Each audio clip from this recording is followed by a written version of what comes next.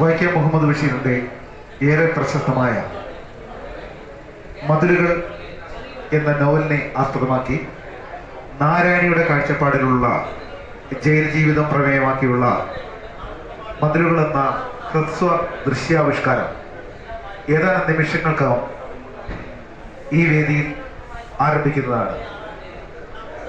ഈ കലാവിരുന്ന് കാണുവാൻ ഈ പവലിയനിലുള്ള എല്ലാ കലാസ്നേഹികളെയും വളരെ സ്നേഹത്തോടെ ക്ഷണിക്കുന്നു.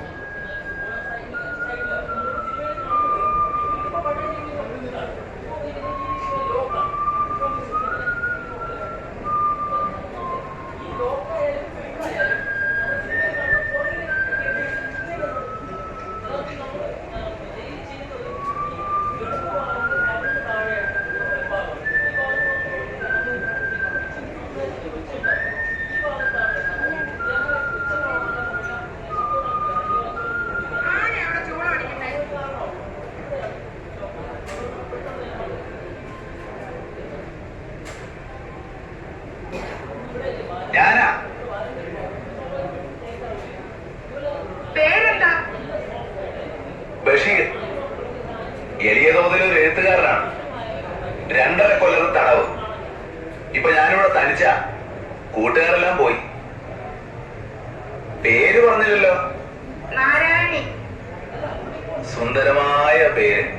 വയസ്സ് 22. സുന്ദരമായ വയസ്സ്. കഠിന തടവാണല്ലേ? അതെ, 14 കൊല്ലം.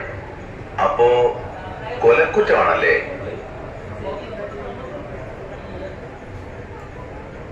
വന്നിട്ട് ഒത്തിരി നാളായോ? 1 കൊല്ലമായി. ഓ, എന്തൊരു ജീവിതം. നാരായണി, നമ്മളേതാണ്ട് ഒരുമിച്ചാണ് ഈ ജയിലിൽ വന്നത്. എനിക്കൊരു റോസാച്ചെടി തരുമോ? നാരായണി എങ്ങനെ അറിഞ്ഞു ഇവിടെ റോസാച്ചെടി ഉണ്ടെന്ന്? ജയിലല്ലേ, എല്ലാവരും അറിയും. ഇവിടെ രഹസ്യങ്ങളൊന്നുമില്ല. തരുമോ?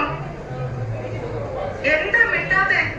നാരായണി, ഈ ഭുവനത്തിലുള്ള എല്ലാ പനിനീർച്ചെടികളും ഞാൻ നാരായണിക്ക് തരും. ഒരെണ്ണം മതി. തരുമോ? ഓ, എന്തൊരു ചോദ്യമാണ് നാരായണി ഇത്. തരുമോ? നാരായണി, അവിടെ തന്നെ നിൽക്കണേ. ഞാൻ ഇപ്പം കൊണ്ടുവരാം. കേട്ടോ? കേട്ടു.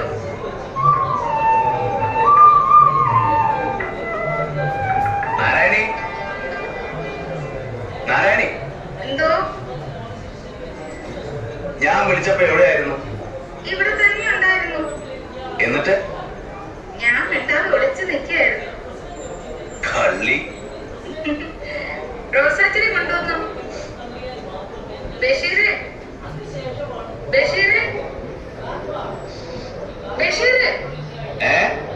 ഓ, ദൈവത്തിന് എത്ര സ്നേഹത്തോടെ വിളിച്ചിരുന്നെങ്കിൽ സ്നേഹത്തോടെ വിളിച്ചിരുന്നെങ്കിൽ എന്നാണ് പറഞ്ഞത്.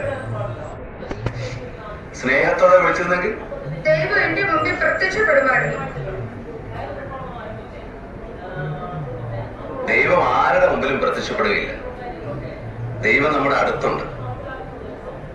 പ്രപഞ്ചങ്ങളായ എല്ലാ പ്രപഞ്ചങ്ങളുടെയും വെളിച്ചം, ചൈതന്യം.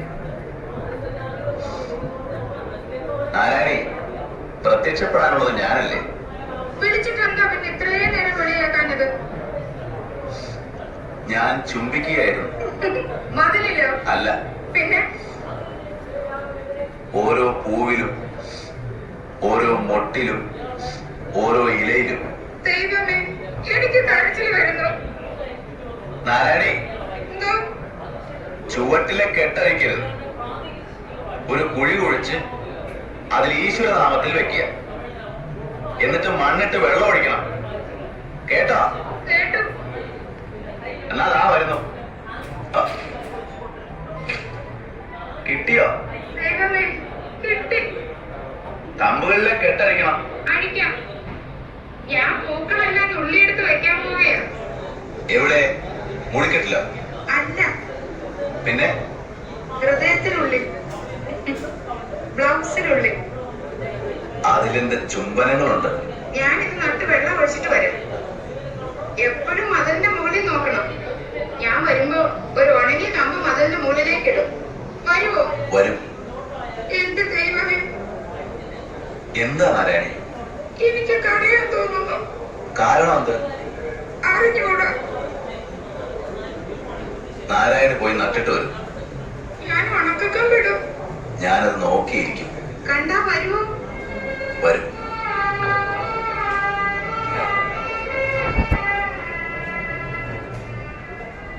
നാരായണി, അവിടെ എത്ര സ്ത്രീകളുണ്ട്? ഞാൻ മാത്രമേ ഉള്ളൂ. കള്ളി പെണ്ണെ, നേര് പറയും. എത്ര എണ്ണം ഉണ്ട്? കുറേയുണ്ട്. എല്ലാം പടുകിഴവികളാ. എത്ര? 87. സുന്ദരികൾ എത്ര? കിഴവികൾ എത്ര? ഒരു സുന്ദരിയും 86 കിഴവികളും.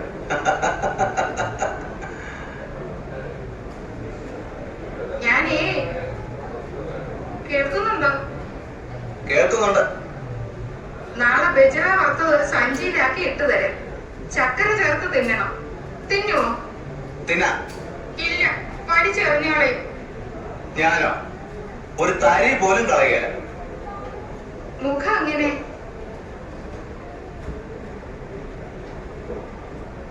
ഒരു ശകലം നീണ്ടു വെളുത്തതാണ്. മുടി ക്രോപ്പ് ചെയ്തിരിക്കുന്നു. കഷണ്ടി വന്നേക്കോന്ന് ഭയമുണ്ട്. കണ്ണുകൾ ഒരുമാതിരി ചെറിയ ആനക്കണ്ണ്. എന്റേത് വലിയ ആനക്കണ്ണുകളാ. നെഞ്ചോ? കുറച്ച് വിരിഞ്ഞതാണ്. എന്റെ നെഞ്ചും വിരിഞ്ഞതാ.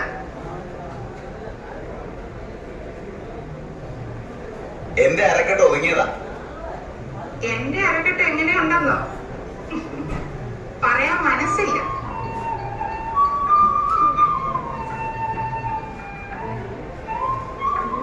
നാരായണി, എന്തോ? നിളന്ത്? എവിടുത്തെ? സുന്ദരമായ നിന്റെ മുഖത്തിന്റെ. കുറച്ചു വെളുത്തതാ.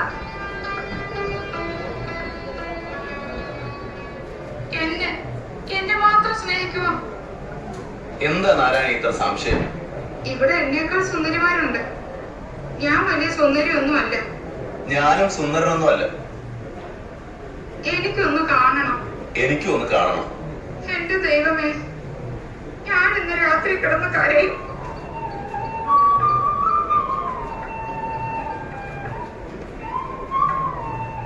തമ്മിലൊന്ന് കാണാൻ എന്താ വഴി? ഞാനൊരു വഴിയും കാണുന്നില്ല. ഞാൻ ഇന്ന് രാത്രി കിടന്ന് ഓർത്ത് കരയും. ഞാനും രാത്രി കിടന്ന് ഓർക്കാറുണ്ട്. ഞാൻ ആശുപത്രി വരാൻ ശ്രമിക്കും. എന്നെ കാണാൻ ആശുപത്രി വരെ വരുമോ? എനിക്ക് ദൂരെ നിന്നെങ്കിലും ഒന്ന് കണ്ടാ മതി. ഞാൻ ഓടി വന്ന് കെട്ടിപ്പിടിച്ച് ഉമ്മ വയ്ക്കും. എന്നെ കണ്ടാൽ എങ്ങനെ അറിയും? മുഖം കാണുമ്പോഴറിയും. എന്റെ വലത് കവിളിൽ ഒരു കറുത്ത മറവുണ്ട്. അത് നോക്കൂ.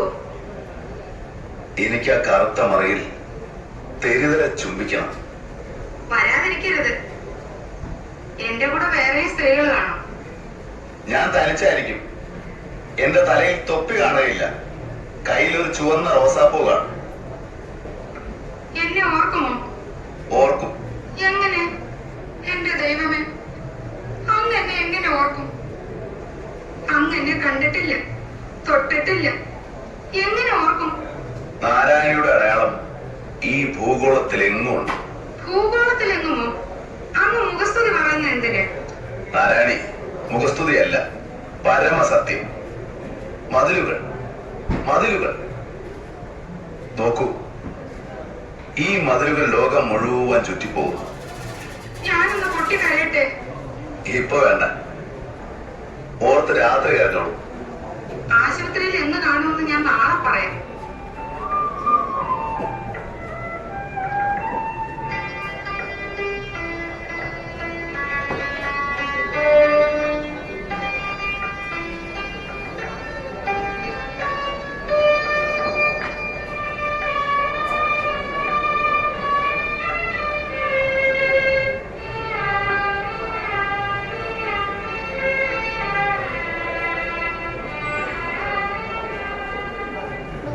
ഞാൻ എത്ര നേരം കൊണ്ട് ഈ കമ്പ് മുകളിലേക്ക് എറിയുന്നു?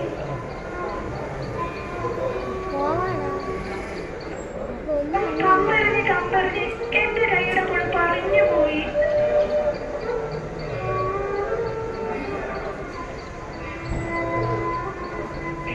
എന്താ ഒന്നും മിണ്ടാത്തത്?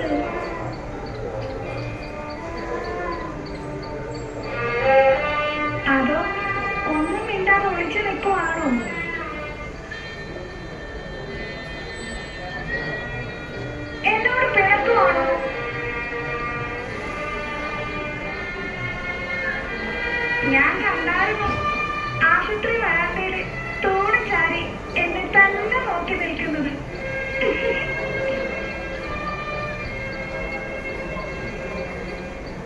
എനിക്ക് ഇഷ്ടമായി, ഒത്തിരി ഒത്തിരി ഇഷ്ടമായി.